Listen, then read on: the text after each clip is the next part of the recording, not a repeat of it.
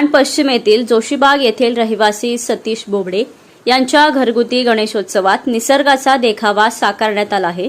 यंदा या गणेशोत्सवाचे 37वे वर्ष असून या सजावटीमध्ये एक सुंदर ग्रामीण दृश्य दर्शवले आहे। डोंगर, हिरवीगार झाडे, झोपड्या, शेतात काम करणारे शेतकरी, जनावरे आणि खेळणारी मुले या सर्व गोष्टींनी ग्रामीण जीवनाचा निसर्गरम्य अनुभव दिला आहे।